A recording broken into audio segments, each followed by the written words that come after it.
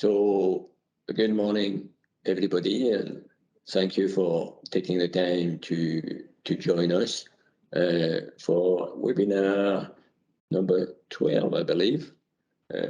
So today we are joined by Texo. So, but before we start, a bit of housekeeping. So put your camera on mute and your microphone on mute and your camera off, please. And as mentioned, all webinar before, it'll be recorded and all the slides will be made available on our microsites. In terms of agenda, this is a great pleasure that today I'm joined by Rebecca Rainbow, who's Texo Group HSEQ Manager, and who's going to talk to us about their learnings and the findings on their journey to net zero so far. And she'll look into the why of doing it, the beginning of the journey, and then the collection of data and innovation. We've talked about it before in our previous webinar, which is a must as part of net zero roadmap and a smart roadmap and how to do all this. So a lot of learnings, a lot of finding, a lot of good information what Rebecca is going to be sharing with us. And then we'll have an open floor Q&A session at that point. And then we'll look at Scottish engineering, and today we'll be focusing on offsetting. This is something that we've been hearing and getting a lot from the one-to-one I'm having with various businesses and what is offsetting and how you go about it. And we'll look at it especially in the context of Scottish engineering. So that's the agenda for today. So I'll pass on to Rebecca. Rebecca, if you want to share your screen. Yes.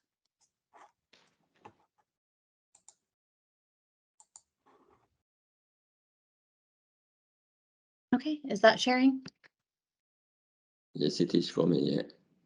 Perfect. Well, thank you very much for having me and giving me the opportunity to share our journey to date.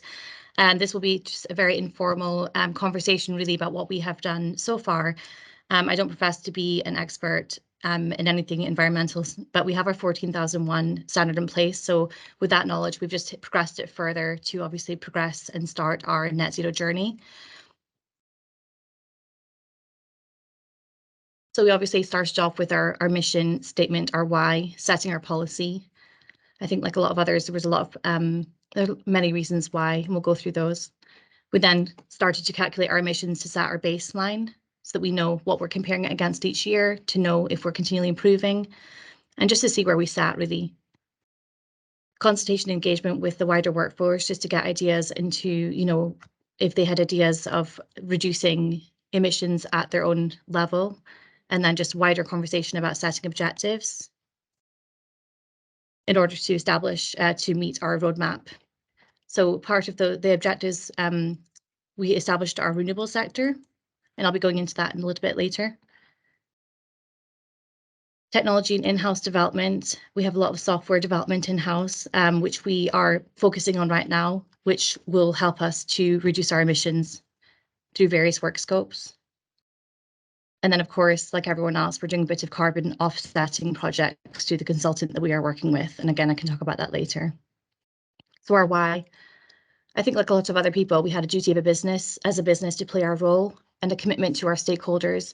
As I said before, continual improvement under 14001 just to keep improving and just to get better like everyone else. Retention and growth of client base, and of course, global influences like COP26. Like I said, we have a duty to play our part in reducing our carbon footprint through our work activities and to play our role in the wider global the mission globally to drive down emissions at business and production level. Rising energy costs also played a part in that, as well as a potential for mandatory energy and carbon reporting for some small to medium businesses. And of course, to avoid catastrophic impacts, the need to halve carbon emissions by 2030 in the UN Race to Zero campaign.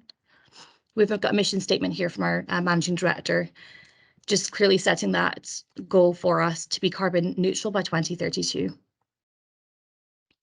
So like I said before, we chose to work with Carbon Neutral Britain, a consultant who helped us collate our data. we started to look at this, and I actually attended a course through Scottish Enterprise looking at calculating those emissions, and I realized quite quickly in that day one of the course that it became quite tricky, especially when looking at the telemetries of inbound and outbound goods and looking at where you sat in, you know, which is yours, which is, you know, are you the consignee or the consignor? So I think in that one day, looking at a very small example of calculating those emissions using the government's calculations, we realized that we'd be better off using a consultant, to be honest with you.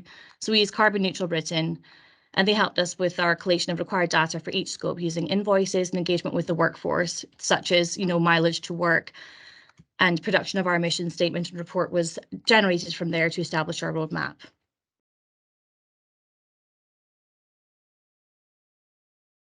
We quickly realized that we actually fell quite high in scope 3. And when we looked at this further, we realized that it is due to our emissions created from hotel stays, business travel, inbound delivery of goods, and organizational water usage. Well, that was quite small, but really it was a lot of vehicle usage. So you've got your emissions broken down by scope in our report here, and that really helped us see where we sat and where our emissions were spread across each scope. We then consulted and communicated with the wider workforce to help us gather ideas from Ideas Matter campaign, engaging with our stakeholders and reporting our emissions quarterly. So what we do is we gather the data and we report that quarterly. I'm not sure if many of you see, but we produce our Texo Talk publications on LinkedIn, and every quarter we publish our emissions to our Inside Texo publication. We added on the E to our already established Health and Safety Committee, so that also gathers a lot of information from the ground up and helping us produce our objectives. So we set our target objectives after lots of communication and consultation with everyone, and we really drove it down to quite a few simple objectives, and then from there we can grow.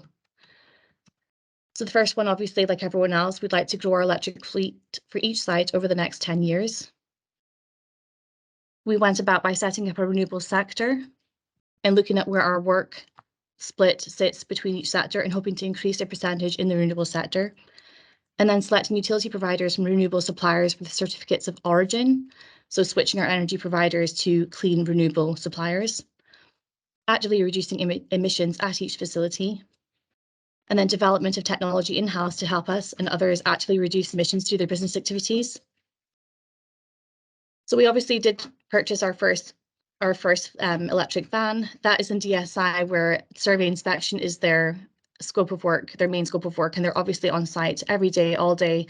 So we thought that was our highest risk of, you know, a lot of travel was going on there. So we got our first van there this year, and we hope to get more in the coming years.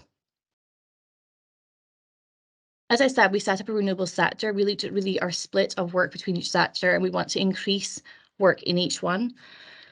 So we have a focused collaboration of work in the renewable projects, which I'll go on to speak about, adapting projects and materials and methods used in order to decrease the emissions, and again, just hoping to increase the split of work so that we have more in the renewable sector. As you can see right now, renewable sits quite low. So we are hoping in the coming, obviously, to keep the split quite generalized across each one so that we are still diversifying, but increasing the renewable split. So as a group, we do have renewable projects at each site, and across each discipline, sorry.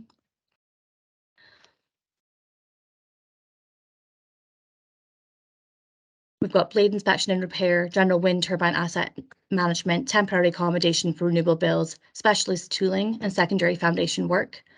So really it's a collaborative approach across each discipline, and we've been involved in quite a lot of renewable projects to date, and we hope we are actively engaging in more projects. I think you might know that we were involved with the Orbital Tidal Turbine if you follow our LinkedIn page, because we were quite excited to be part of that. That is currently floating in Orkney and generating energy through Tidal, through Tide. We fabricated this turbine at our Portage Dundee Quayside facility. We're really, as I said, really excited to be part of that, and we are hoping to do more of these. We're situated in the Port of Blyth on the east coast, which is obviously close proximity to a lot of the wind turbine farms. So through this, we've been engaging in quite a lot of work there.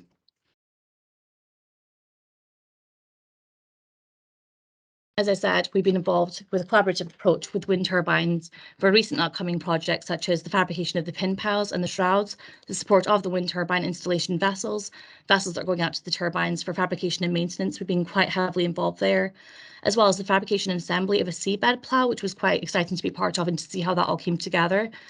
And that obviously lays the cables into the seabed, and then the fabrication of the cable storage baskets. Again, it was quite nice to see the whole life cycle of the wind turbine being built and our part in that. Construction of eco-friendly schools. Right now, we're involved in a school where we're actively using air source heat pumps, natural ventilation, natural daylight, efficient lighting design, efficient domestic hot water generation, and mechanical ventilation with heat recovery, as well as on-site generation. We've produced reports, and what we will do per project is produce, when we're quoting for a project, we'll then produce a renewables package, which will show the carbon emissions that we will save in switching over to carbon neutral versions of the materials previously used. So that's something that we're going to use through our software development in-house, and I'll speak about that when we come to innovation and design. So as I said before, something that we already had in-house and we've developed it further. We obviously realized that we had lots of travel, and that's where a lot of our emissions were sitting. So we are developing right now a software called Livestream, and it has gone to market. And this is really a bespoke video and image streaming software that brings teams together to inspect, verify, progress, check projects from wherever they are in the world. So obviously I can use that for my own experience. I do a lot of audits and I was doing a lot of travel, whereas now we can use Livestream to look at that in real time.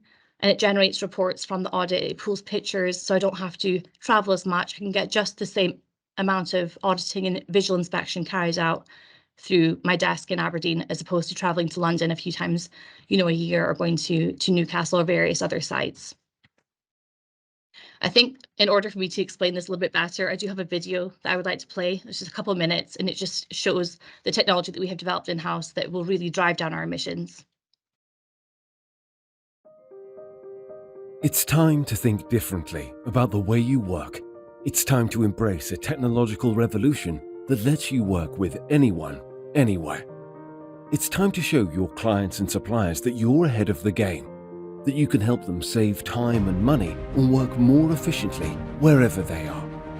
It's time to get on board with Texo Livestream, a revolutionary way to manage projects, diagnose issues, and respond to challenges. Imagine the savings you could make if you could instantly see what's happening on your project and communicate with your team from anywhere in the world in real time. That's what you get with Texo Livestream. Texo Livestream offers a flexible, reliable, and cost-efficient way to monitor your project, keep people safe in remote and hazardous areas, and resolve problems quickly. Using the latest in real-time camera technology, Texo Livestream lets you develop remote streaming from your project site, wherever it is and whatever it is, removing the need to travel and allowing you to manage your time more effectively, and all while maintaining the precision and accuracy of the images and data you collect. Perfect for collaborating with stakeholders, identifying defects and challenges, and limiting the time spent on site. Texo Livestream, using kite technology, delivers high-quality, real-time pictures that allow office-based staff to make decisions and organize support immediately. Fully able to integrate with existing systems, allowing you to store and retrieve the images captured by Texo Livestream and forming part of your project planning, analysis and response, making you more agile, more adaptable and more resilient. It's time to Livestream.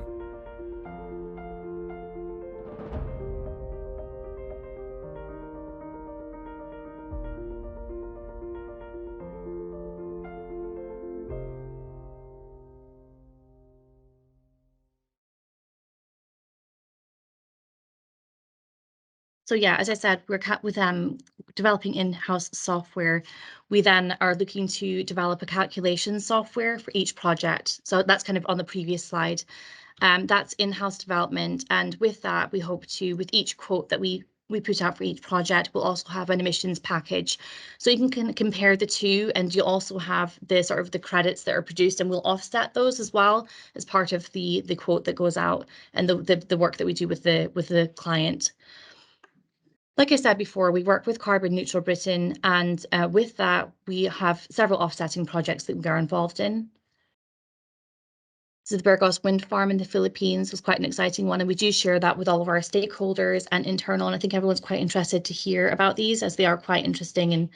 And as I said, it's quite a new sort of wave of you know, the net zero project that we're involved in. And offsetting is, although it's kind of not a bad term to be used, but I know we're meant to be driving down at source, which we are doing, but I think offsetting as well is quite good to hear about what's going on in the wider global community.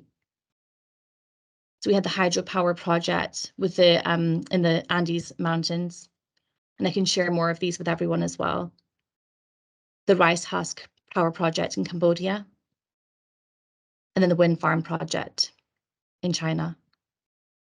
And that really brings us to a conclusion. Like I said, it was just really a conversation about, you know, where we were as a company, why we started, nothing really elaborate or complicated, just realizing that we had to start somewhere. We wanted a bit of help, so we used Carbon Neutral Britain to help us calculate our emissions. That gave us a bit of a starting point, and from there we kind of were driving down emissions at source, as well as developing in-house software, which we hope will help us get to our goal by 2032. But we'll be sharing our journey with everyone, you know, as we progress, I'm sure, like all of you are. But yeah, thank you for your time, and I'm sorry about the technical glitch. And if there's any questions, I'll try my best to answer them.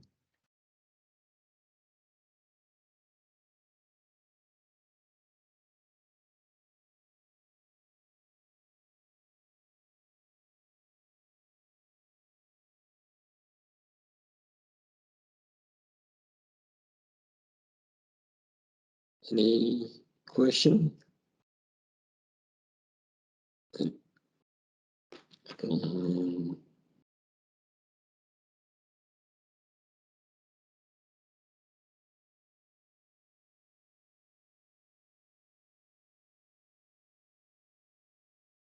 Hi, Eric. It's Paul here.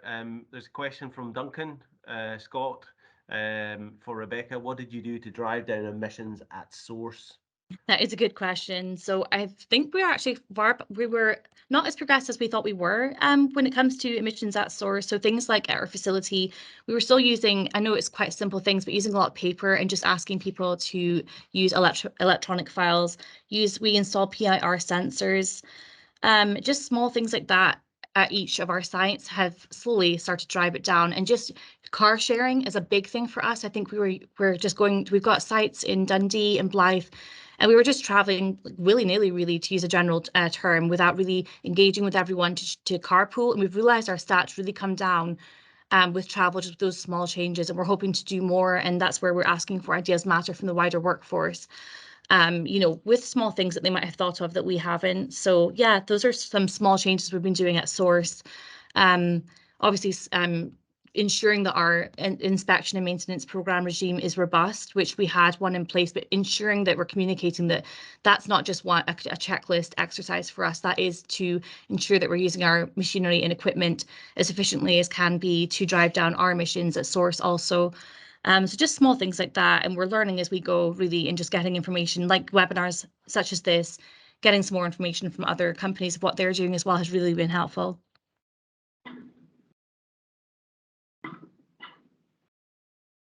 Our Ideas Matter campaign, so that has been launched since I started at Texo, to be honest with you, but it sat dormantly for quite a while. We didn't really have a lot of engagement, so we've been really trying to push that forward.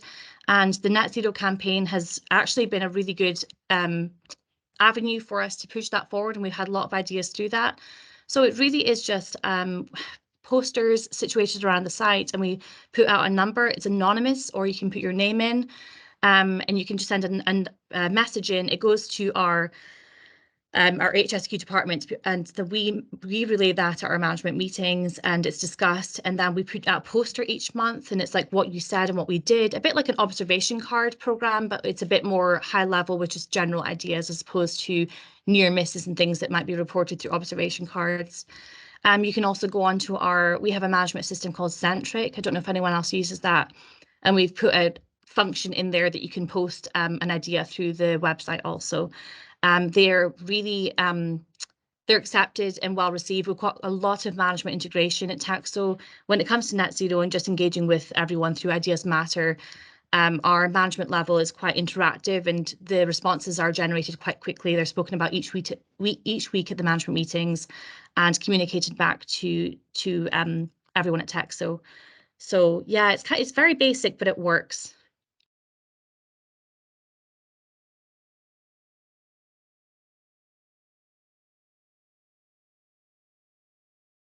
Thank you. Well, Eric, I don't see any other questions in chat, so you can probably step on. Yeah. Thank you. Oh, let me share my screen.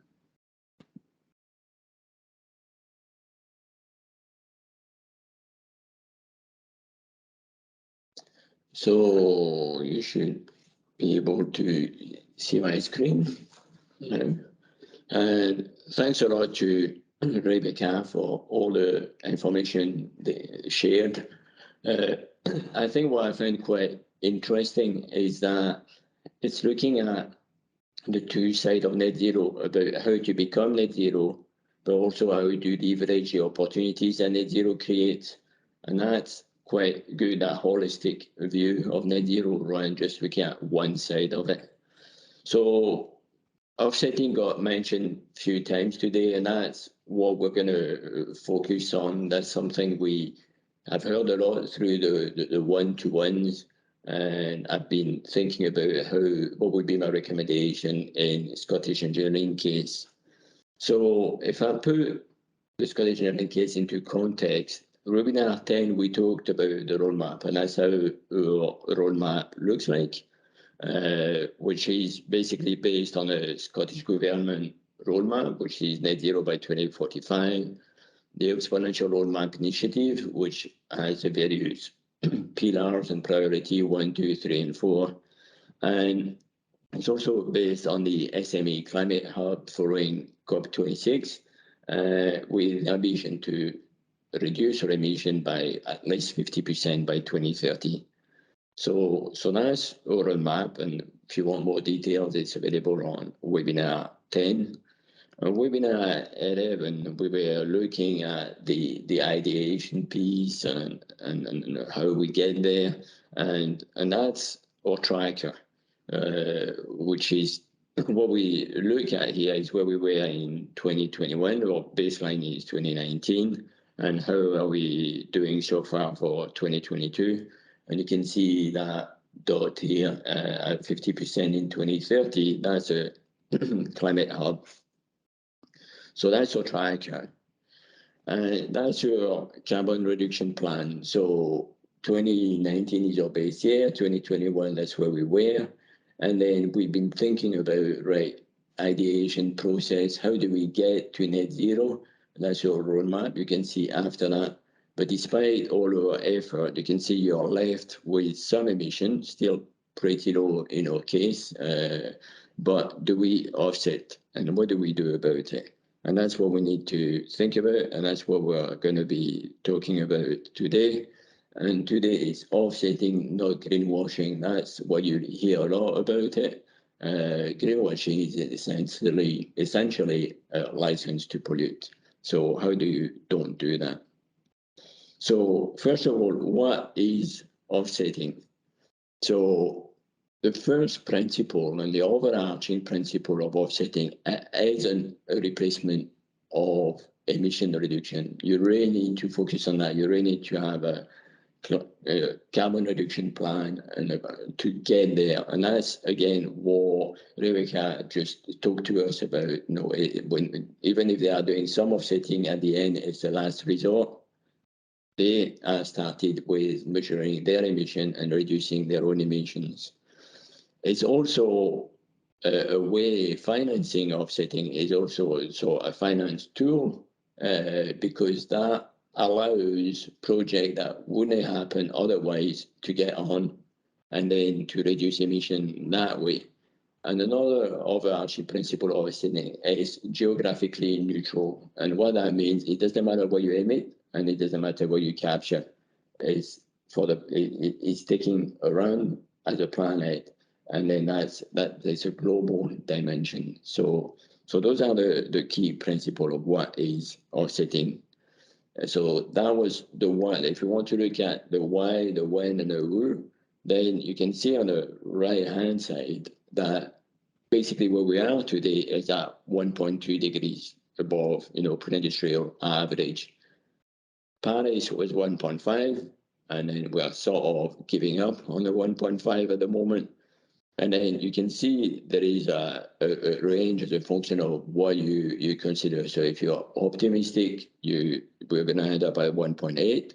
And if you are, I would say, pessimistic, but you could go up to 3.6.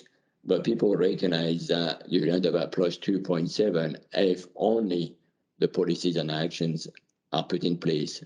So the why is very obvious here. You need to do it because there is an ambition gap.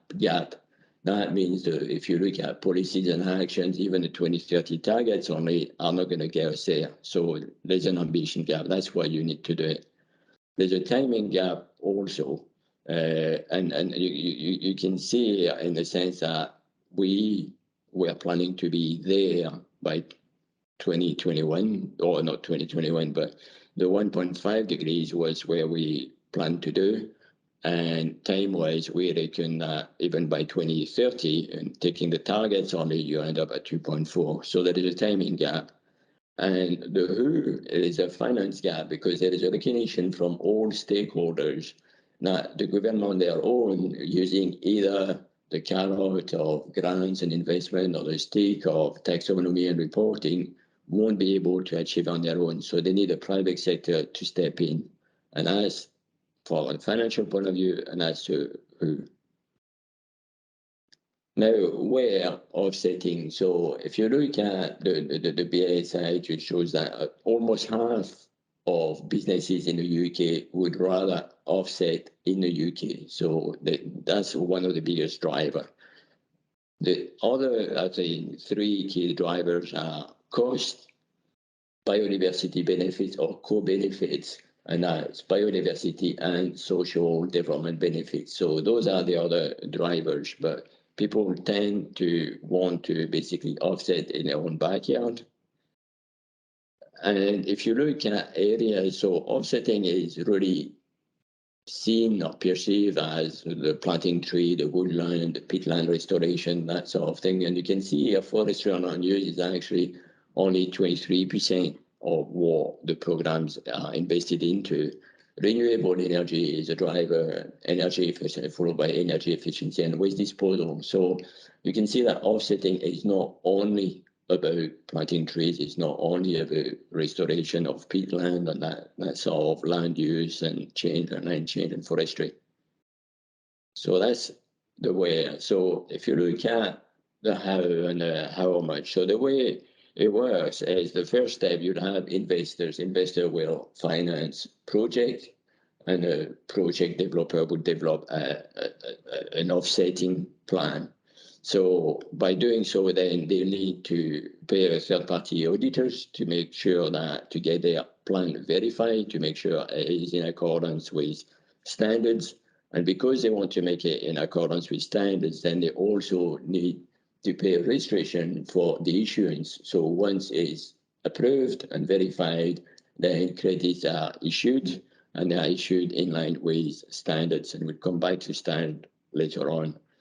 Then they issue those credits, they provide those credits to carbon exchange, for example, and that's where the buyers who wants offsetting is going to go and get. So they will buy those credit who have been verified, who have been by a verification body, that have been accredited by a standard body, and then there is a carbon exchange with a given price. And they then also revert to the standard, the carbon, the registry, to make sure that there is no double counting. So that's how the financial side of offsetting works. So that's how and how much. Now, offsetting has its own criticism, and it is recommended to approach it with a healthy skepticism, because there is two big questions, and one is how much of the money you pay goes actually towards offsetting versus actually managing the process. So you've seen here there is a level of funding that goes to organization to verify, to accredit, to support, to sell, to put on the market. So that's one of the first criticism. The other one, and the biggest one, is about greenwashing, and that is what we call a license to pollute. So how do you keep on polluting, and you've got the money to buy the offsetting, so you keep on offsetting, but you keep on polluting, and that's not the idea here. Offsetting needs to be part of the strategy, but it needs to be a part of it. So we don't want to be the only strategy you're looking at.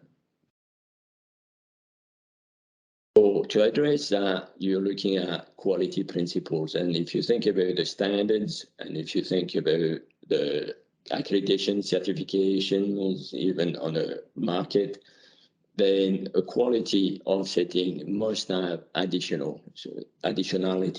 And by that, it means that without offsetting project, it wouldn't happen. So if it would happen regardless, then it's not offsetting.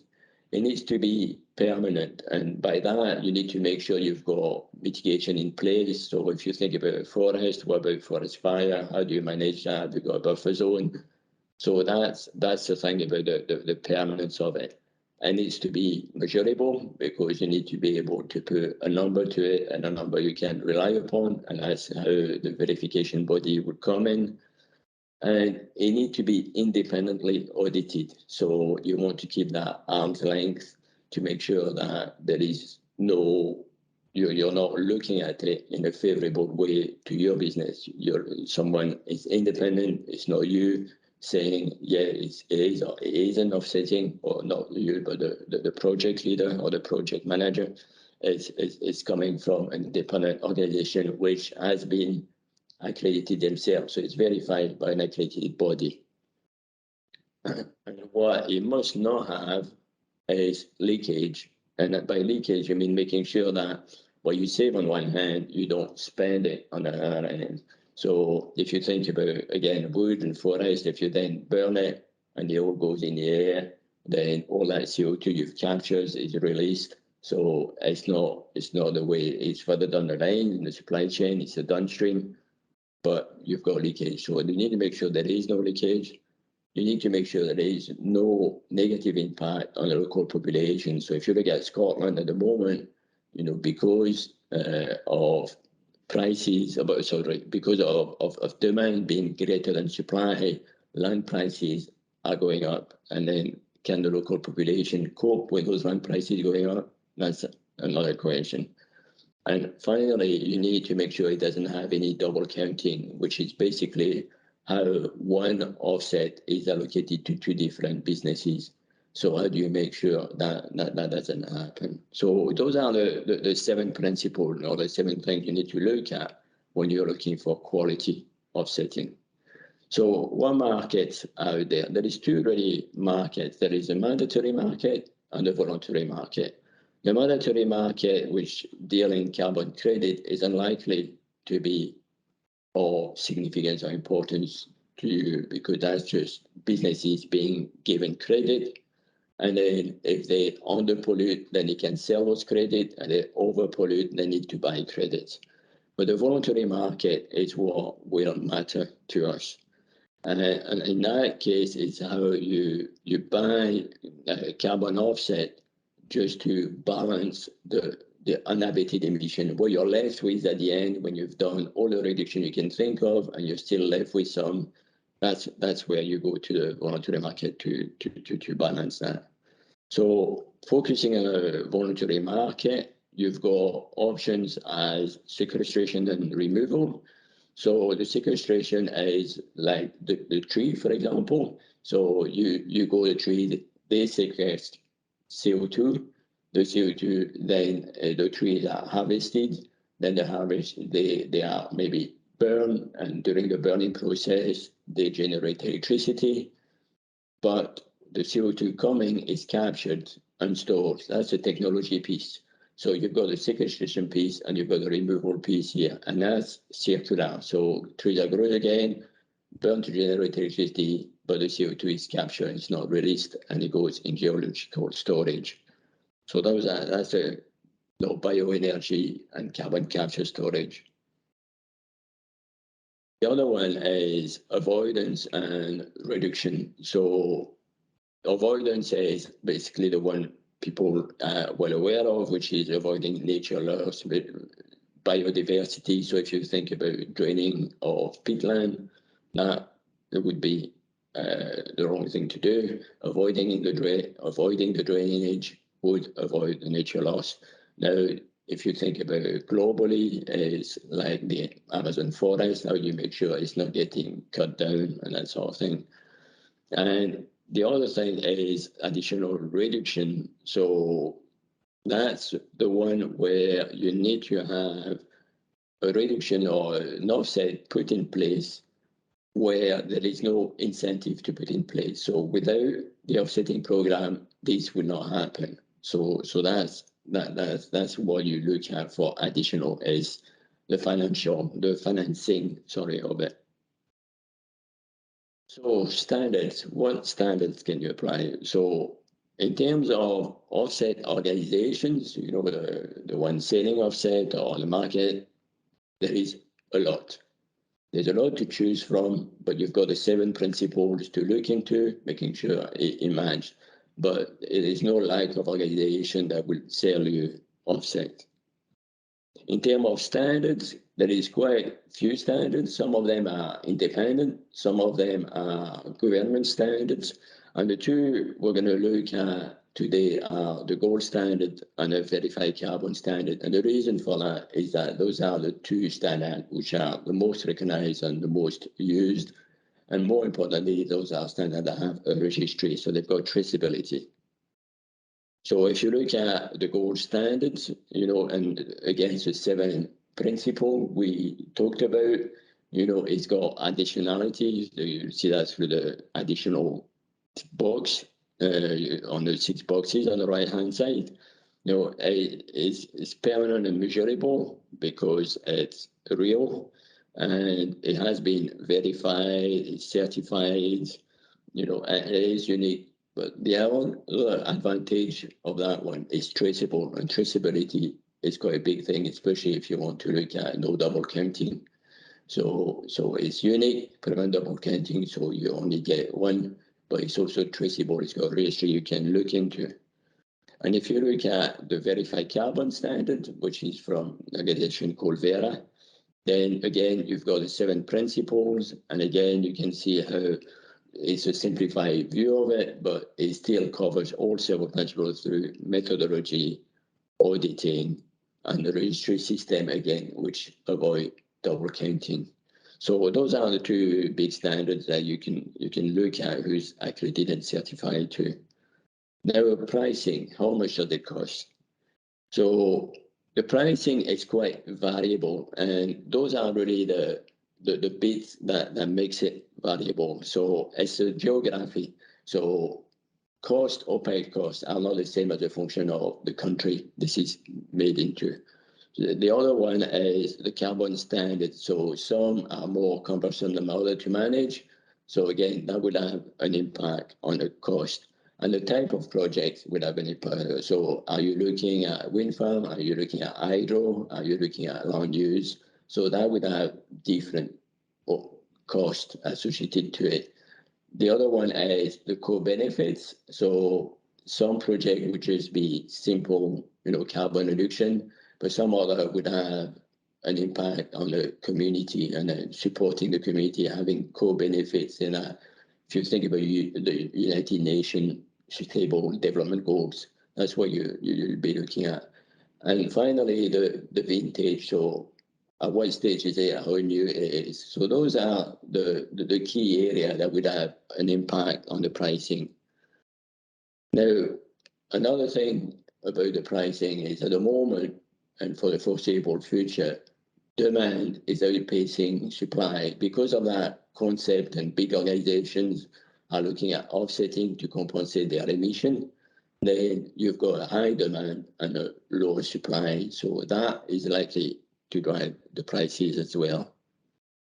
So if you look at the gold standard, the pricing can be anywhere between $10 to $47 per ton of CO2 abated. And here on the right-hand side, I've put an example of the sort of projects that would be under the gold standard. And the interesting thing is on two folds. One is that it's following the greenhouse gas protocol, which is, again, if you think about our roadmap, that's what we decided to use as a standard for measuring our emission. And it offers a registry for full traceability, so you can go and have a look where yours have been recording and where has it been retired, because when you buy some, then they should be retired, so they are not available for anybody else to buy to avoid double counting. If you look at the verified carbon standard and look at their registry, then you can see how the nature-based solution, which is about really regeneration of land or woodland or peatland or restoration, then is quite expensive. And when I looked at it yesterday, it stood about $8.50 per ton. The technical side is a lot cheaper at $2 per ton. So again, that's where you can see the variation, but this is based on their registry, so it is fairly solid data, but you can see the variation of prices. So that's what you want to look into when you look into your pricing. And the last one, which is of interest because that's the one that was selected by Texo in terms of carbon neutral Britain, then if you go on their website, that's the sort of information you get, and that's what you can see. You're looking at 11 tons per month, and 11 tons per month will make 20 tons of CO2 removed every year. So again, it gives you a feel for it, and again, as following some key standard, the gold standard here, and the greenhouse gas protocol and the ISO. So all those we've talked about in the past. So what's the takeaway from this? Then offsetting is part of the strategy, but it cannot be the strategy. It isn't the strategy. So it must be concurrent to a carbon reduction plan or a net zero roadmap. It cannot be, as I said, a license to pollute.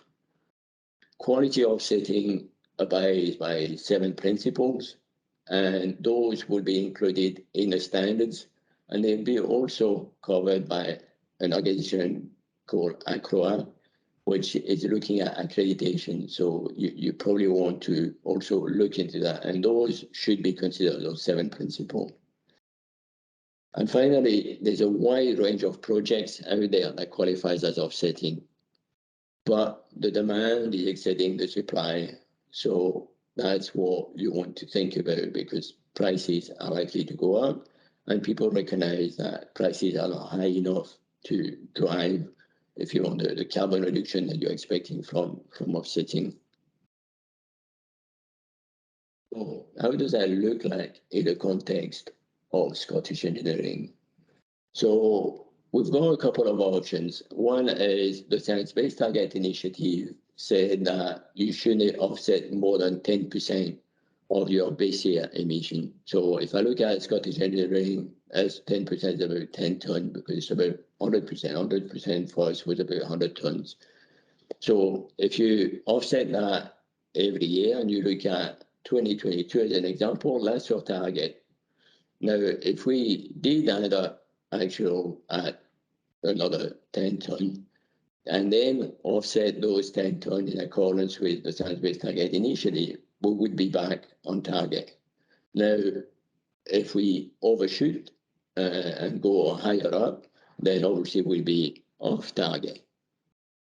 But if we're in that grey zone, as you can see, as long as we're below the Scottish Government target, which is the orange line, then we'll end up in the right place. So even if we overshoot the actual, if you want, and then by offsetting only 10%, we don't go back on target. But as long as we're in a gray zone, then we're doing okay. So that's one option. The other option is to offset everything that hasn't been abated yet. And as you can see, the offsetting, which is a yellow line, would go down in line with reductions, which is the blue line, which also is lower than the Scottish Government ambition. So the amount of offsetting and therefore the cost of offsetting will decrease as the roadmap and the abatement is going on. So that would be the other option, but you would be habited 100% of what you haven't managed to cut at that point. So that's the idea about it. In terms of where do you go from offsetting, there are options. So you could go globally, and an example here is Malawi, because there is a strong relationship between Scotland and Malawi.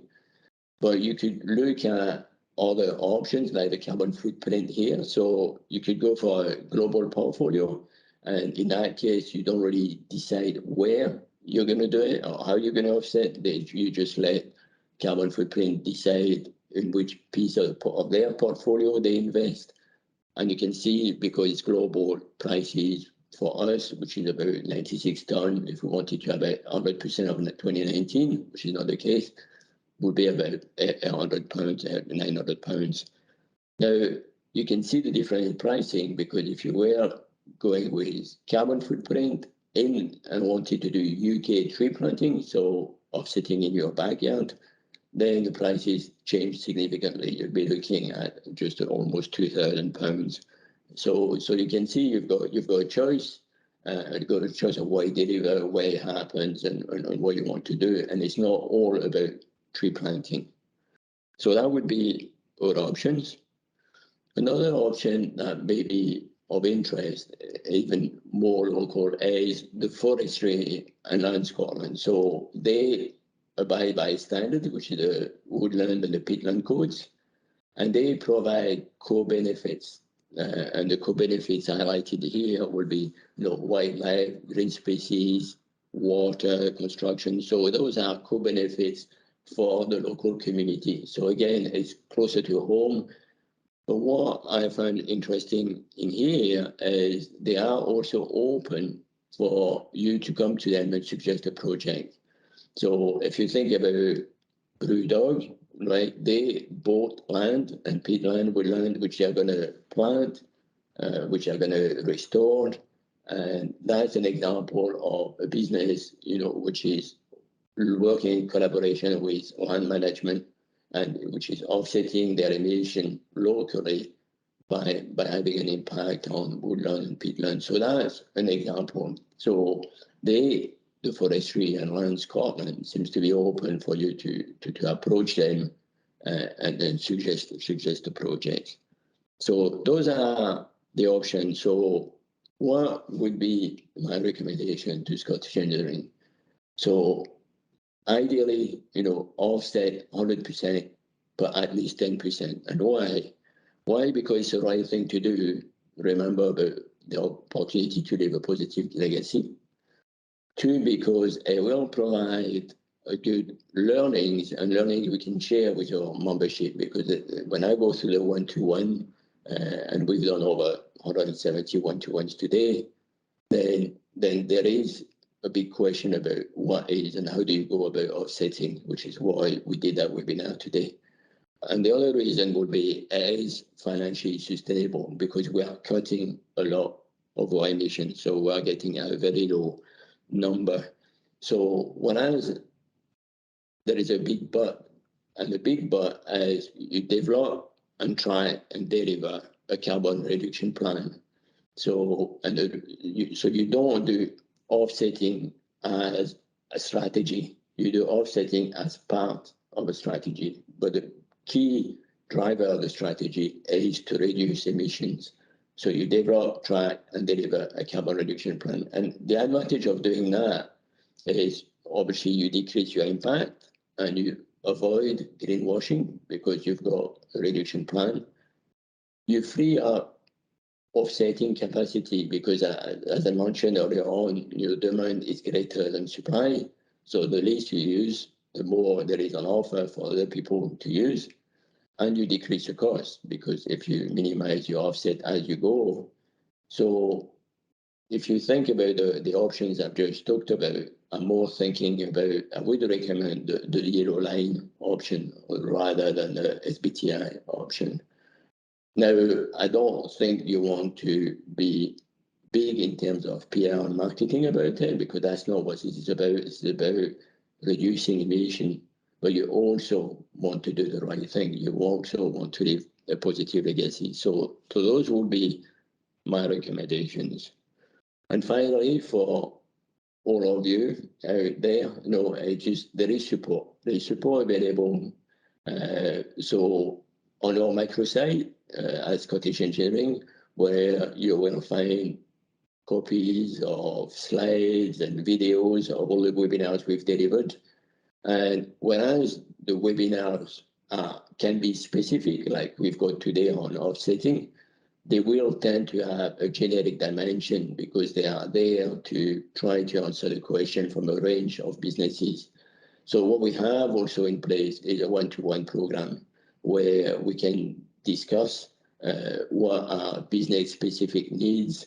And we've talked to businesses, as I said, we had over 170 one-to-ones so far in the last 18 months. It's about 10 a month roughly.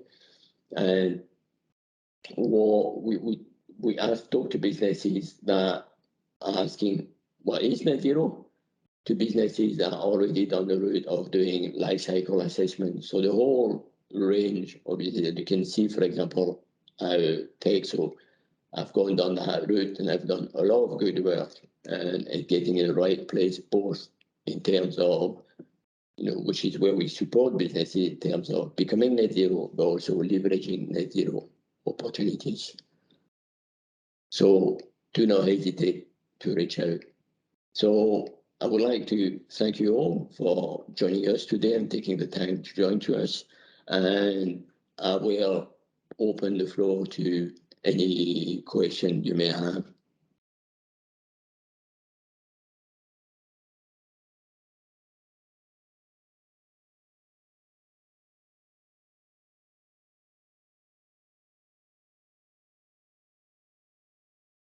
Eric, Yes. it's Alan Robertson here from Balmoral. I mean, we're new to this and I've joined recently. Just for clarification for my board, the clarity around buying green energy, which is already carbon neutral, versus the emissions that I'm doing my company. Why can't I offset that green energy towards my net zero? Or can I? So if you're looking at green energy, so green energy, as in if you get, a certificate of origin and everything that goes with it, will have no emission in the production piece of it. You may have some emission in scope 3, what's called the well to tank piece of it. But broadly speaking, you won't have. So if you don't have any, then there is no need to offset. If you look at then the well to tank, and there is a level of emission, and you can't abate those emissions because you're not really in control of them except the amount you use, then you're left with some emissions, then you can look at offsetting that piece. But the offsetting doesn't really look at where does the emission comes from. It's what you're left with total at the end of it. Does that answer your question? Yeah, I guess the final part of that question is, during my calculation to see what is left to offset, how much of that green energy can I use?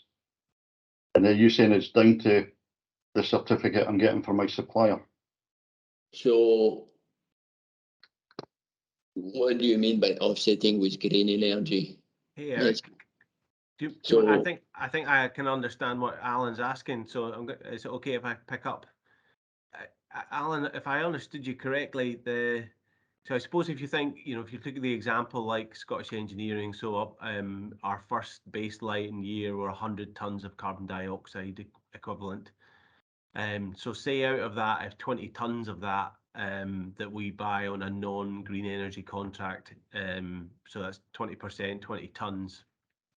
If we shift all of that to a certified green supplier, then from Eric's answer, we will reduce almost all of that 20 tonnes, but not quite. So, you know, sort of whatever that percentage might be, 18, 19, 19 and a half tonnes of it will be directly offset or reduced because we've switched from, you know, any old supply to a green energy supply. And I think the point Eric's making there is there will always be a bit that's left in there because, you know, just the method of generation alone, there are other parts about the transport of the energy, you know, the well to tank example. But substantially, if you know, if your starting target was 100 tonnes, you would come down from just that one action to something just over 80 tonnes. Does that answer your question, Alan?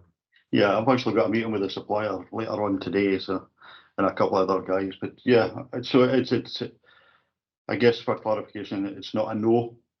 There is possibility there, and we do operate with a green supplier of our electricity. So there's an opportunity there to at least look at reducing some of our. No, that's good. And Eric showed me a little table that he prepared for us on the sort of hierarchy of the best. Is that something that's able to be shared directly to Alan, Eric? Of course, yeah. All information is shareable, yeah. We'll send that through. All right, thanks very much, gentlemen. Hi, Eric. I have a question. Thanks for the slides. There is really good information, and I really enjoyed receiving that. I want to ask about the diligence of validating what is good offsetting. So if someone's preserving a forest, let's say, so if we didn't do that and that was exploited in a commercial way, the way it would have been, is someone checking that that activity hasn't just shifted somewhere else? Or do they just do like a step one validation where they go, well, in this particular forest, activity has been saved? Because I'm just concerned that it's like a surface check, but actually globally, that eroding activity will still go ahead as it would have done.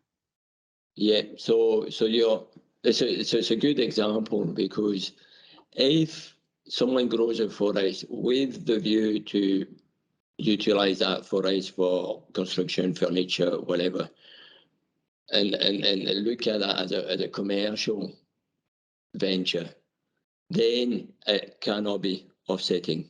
That's what the offsetting standard, because it will not be additional, because they would happen to do it regardless because it's a commercial venture and they are going to sell that wood for the construction furniture industry, for example. So it needs to be more, that's the additionality piece. So when you do your due diligence, then you need to apply those 7 principles. How does that answer that questions? And that's where it could be tricky. And that's where then you look at, you know, have they got accredited to a given standard? Because the standard do that for you. So that's why you're looking at what is the accreditation of or certification of that scheme. Is that answering your question? Yeah. I was more thinking if a furniture maker owned 10 forests and they could chop down and make furniture from any of those. Yeah. The furniture making and the chopping down will still occur. And so if I buy one of those forests, in a way, I'm thinking, have I actually done any good? Because actually the trees that would have been felled are just being felled somewhere else. So that's when you look at, there is the additionality piece, which is, we just talked about it. So it needs to happen before, if you want, it needs to happen because without offsetting it wouldn't happen. So that's the first thing. But you then have the permanence side of things. And in that case, the furniture is a good example because it's wood which is used and it's not burned if you want. It's reused and is held. The carbon is held in furniture the same way it would be held in construction for decades to come.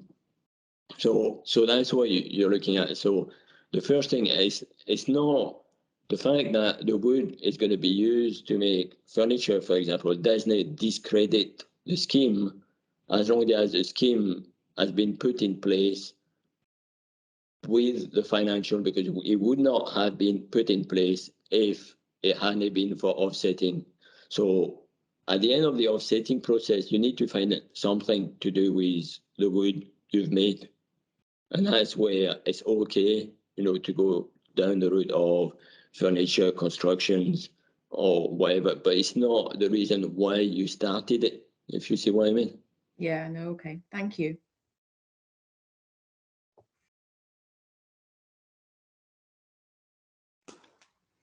Eric, there are no other questions in chat today. Okay. Then shall we call it a day then? Yeah, let folks get back to the whatever's left for the day for them. Yeah, and as mentioned, don't hesitate to reach out if you've got any question, or if you go back to other presentation, webinar slides, and you see something that tickle your curiosity, don't hesitate to reach out. We're here to help, and we're here to help you getting on that journey. And I would like, again, thanks Rebecca for joining us today with a great presentation and a lot of information. And all these will be put on our microsite. So thank you. No problem. Thank you for having me.